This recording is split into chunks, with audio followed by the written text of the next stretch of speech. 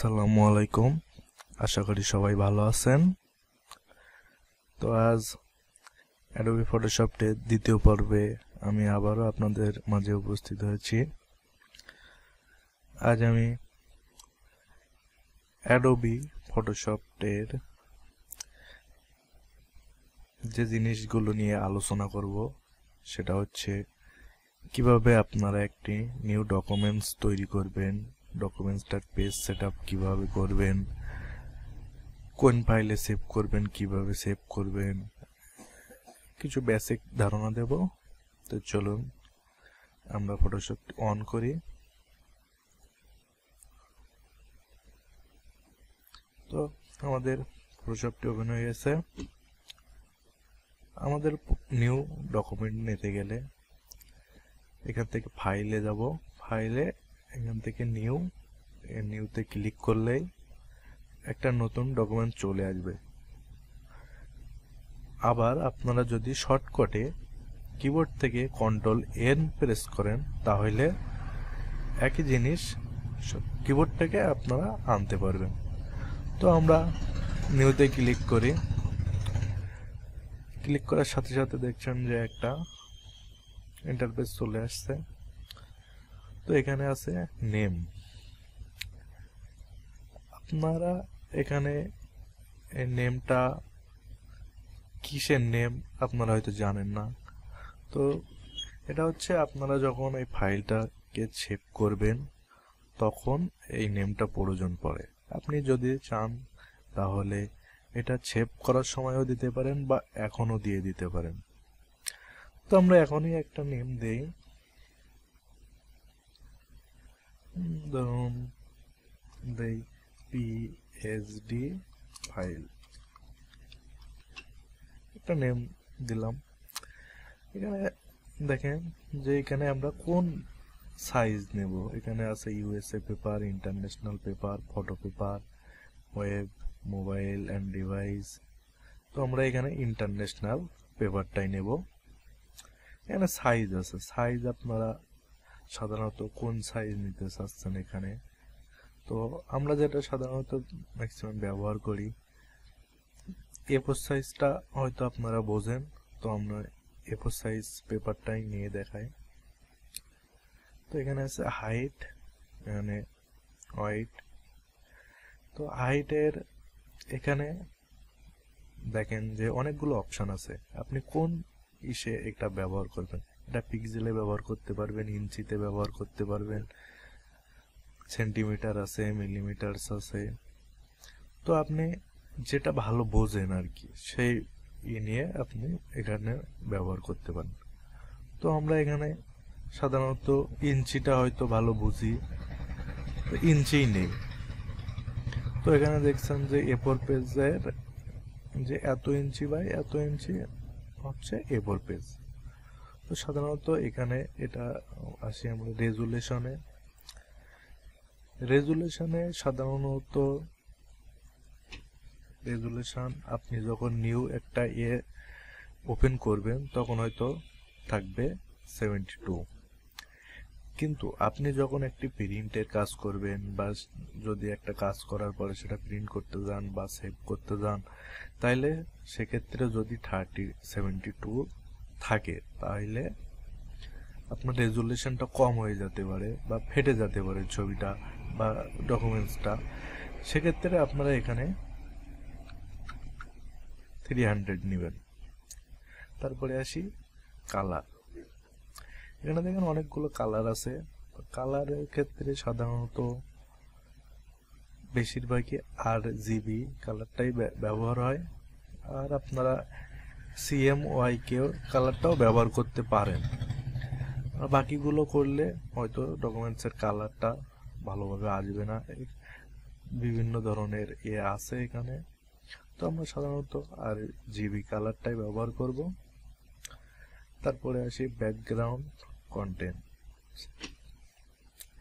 এখানে আছে হোয়াইট দেওয়া আছে ইন্টারফেসে। তো এখানে হোয়াইট আছে, ব্যাকগ্রাউন্ড কালার আছে। তা আপনারা যদি মনে করেন যে ব্যাকগ্রাউন্ডে আমি কালার দেব তাইলে আপনারা কালার দিতে পারেন। সাধারণত হোয়াইটই থাকে, তো আমি হোয়াইটই দিচ্ছি। হোয়াইট দেওয়ার পরে এখানে আমি ওকে দিলেই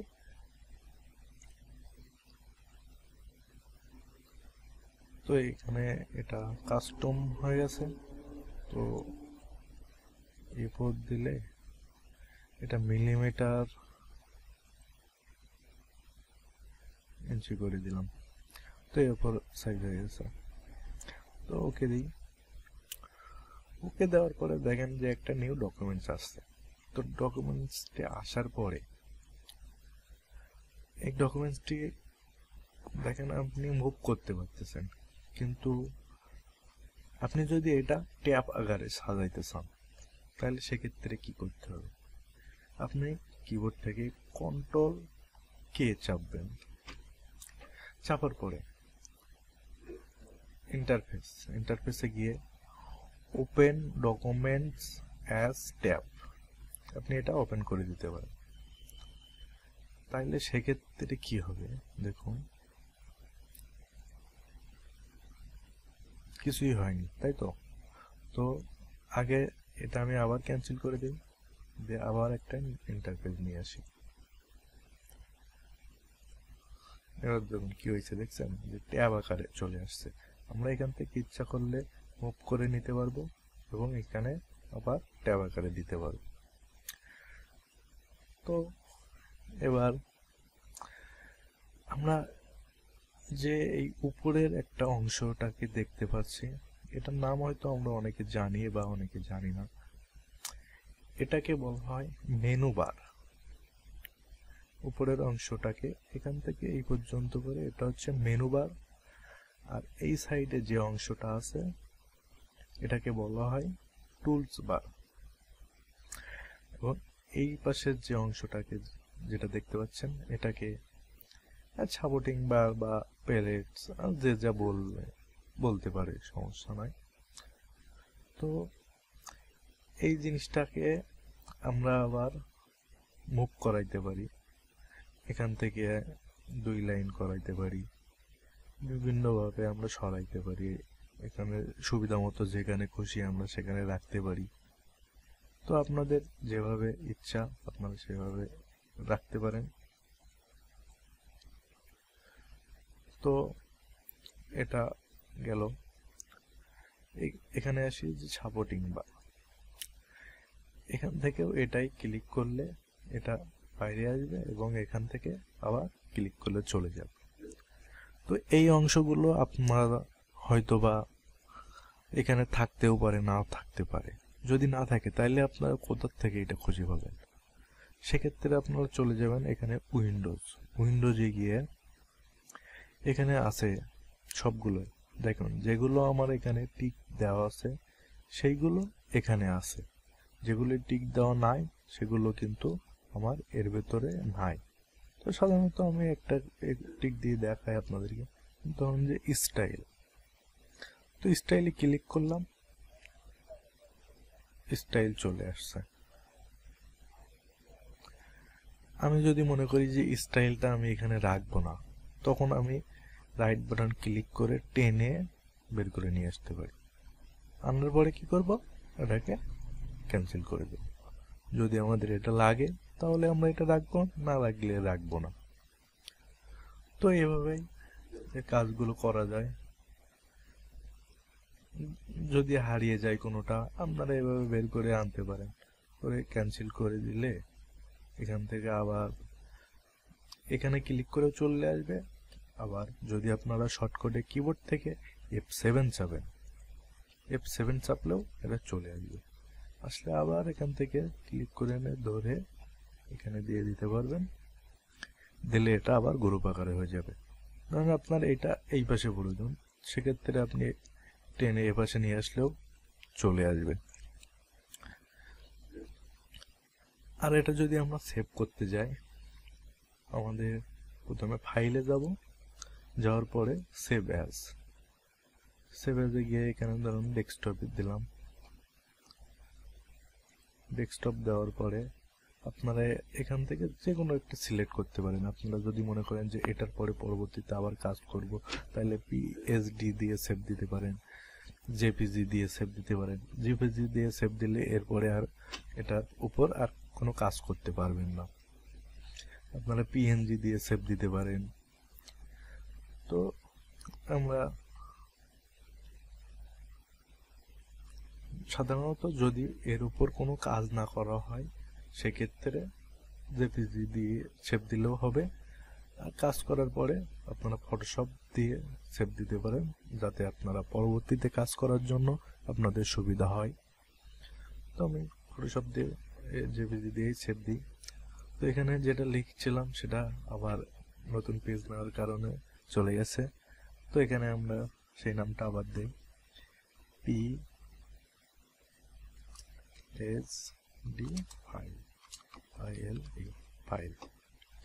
তো সেভ দিলে এটা সেভ হয়ে গেছে। চলুন দেখি কোথায় সেভ হয়েছে। দেখুন এটা চলে আসছে। তো আমি যদি এখানে আবার ক্লিক করি সরাসরি ওই পেজটাই ওপেন হবে। ধরুন আমি এখানে কিছু লিখলাম,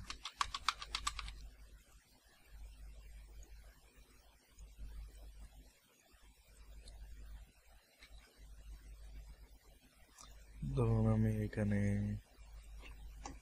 ফ্রিল্যান্সার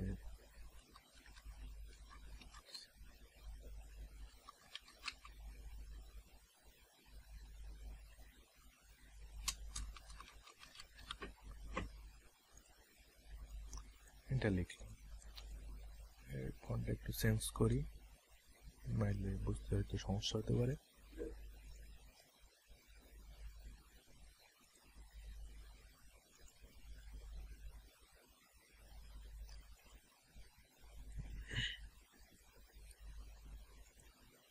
তো এখানে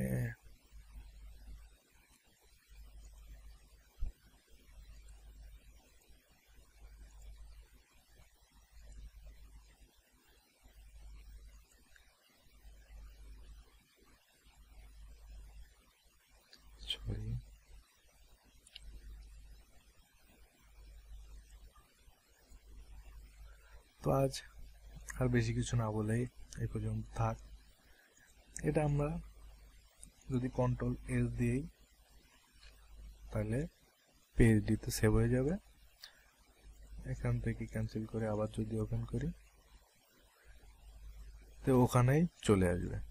আমরা এটাকে আবার মুভ করতে পারবো, এখান থেকেই আবার কাজ শুরু করতে পারবো। তো ধন্যবাদ এত সময় সঙ্গে থাকার জন্য।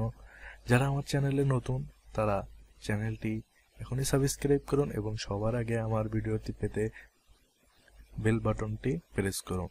আর যারা আগেই করেছেন তাদেরকে অনেক অনেক ধন্যবাদ। তো আজ এ পর্যন্তই থাক, দেখা হবে আগামী পর্বে।